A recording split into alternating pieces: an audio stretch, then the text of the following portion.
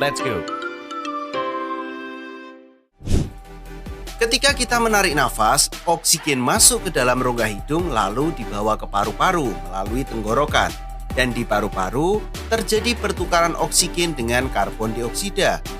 Oksigen yang kita hirup kemudian dibawa oleh darah ke jantung dan seluruh tubuh. Sementara karbon dioksida akan dikeluarkan lewat tenggorokan dan berakhir di rongga hidung ketika kita menghembuskan nafasnya. Ketika kita melakukan respirasi atau pernafasan, ternyata terjadi dua mekanisme pernapasan loh. Apa saja ya? Yang pertama ada inspirasi. Mekanisme pernafasan yang pertama adalah inspirasi. Inspirasi terjadi ketika udara dihirup melalui rongga hidung dan masuk ke dalam tubuh. Inspirasi juga sering disebut dengan inhalasi. Ketika kita melakukan inspirasi, diafragma dan otot dada akan berkontraksi. Volume rongga dada membesar, paru-paru mengembang, dan udara masuk ke paru-paru karena kita memasukkan udara ke dalam tubuh. Karena di situ tekanan udara di dalam tubuh lebih kecil daripada tekanan yang ada di luar. Nah, itu adalah mekanisme yang pertama, yaitu inspirasi. Yang kedua ada ekspirasi. Kebalikannya, mekanisme pernafasan ekspirasi atau yang disebut juga dengan ekshalasi itu melepaskan karbon dioksida dari dalam tubuh keluar. Ketika melakukan ekshalasi, diafragma dan otot dada itu berrelaksasi. Volume rongga dada kembali normal karena udara telah keluar dari paru-paru. Secara prinsipnya, tekanan udara yang ada dalam tubuh itu lebih besar daripada tekanan udara yang ada di luar. Nah, berdasarkan otot yang terlibat, pernapasan dibagi menjadi dua. Tadi Mr. Klik sempat menyinggung nih, ada yang namanya pernafasan perut. Ayo pakai pernafasan perut. Nah, di sini menurut berdasarkan otot yang terlibat itu ada dua, yaitu pernapasan dada dan pernapasan perut. Nah, di pernapasan dada, seperti namanya, pernapasan dada merupakan pernapasan yang dibantu oleh otot dada atau otot antar tulang rusuk di sini. Ini adalah jenis pernapasan yang biasa kita lakukan. Yang kalau kita sebagai umat manusia nih, standby aja, badan kita otomatis melakukan pernapasan dada.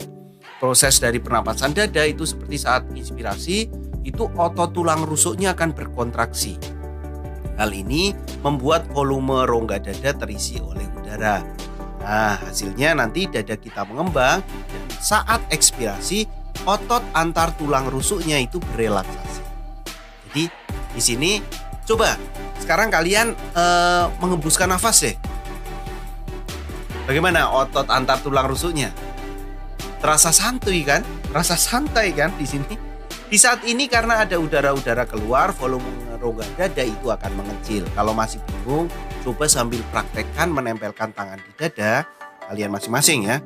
Itu rasakan pertambahan volume rongga dada dan saat kamu menarik nafas dan relaksasi otot antar tulang rusuk itu pada saat menghembuskan nafas. Bagaimana yang dirasakan? Apakah mengembang atau mengepis di situ? Nah, jangan dihafalin tapi coba dipraktekkan. Selanjutnya adalah pernafasan perut. Lain halnya dengan pernapasan dada, pernapasan perut dibantu oleh otot diafragma. Letaknya ada di bawah perut. Makanya namanya pernapasan perut. Nah, coba sekarang letakkan tangan kamu di perut kalian masing-masing. Coba kita lakukan proses pernafasan. Dorong perut kalian, kemudian perlahan sambil menarik nafas. Jangan gunakan pernafasan dada ya. Di saat ini otot diafragma kamu yang berkontraksi kalau menggunakan pernapasan perut, sehingga membuat diafragma dalam keadaan datar. Volume rongga dada kamu akan membesar. Itu pada saat kalian menghirup udara. Jadi otot diafragma berkontraksi sehingga diafragmanya akan mendatar dan volume rongga dada akan membesar. Sekarang kebalikannya, coba hembuskan nafas kalian.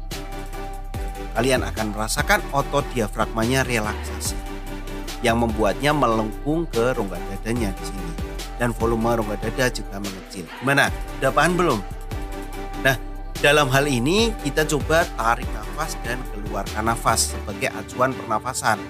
Jadi acuannya begini, secara lebih mudah pernapasan dada itu erat kaitannya dengan otot-otot tulang rusuk.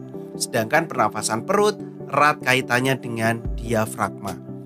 Berikut adalah ulasan tentang mekanisme sistem pernafasan. Semoga menambah pemahaman untuk sahabat semua.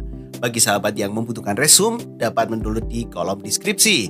Apabila suka dan menikmati video-video Mr. Klik, jangan lupa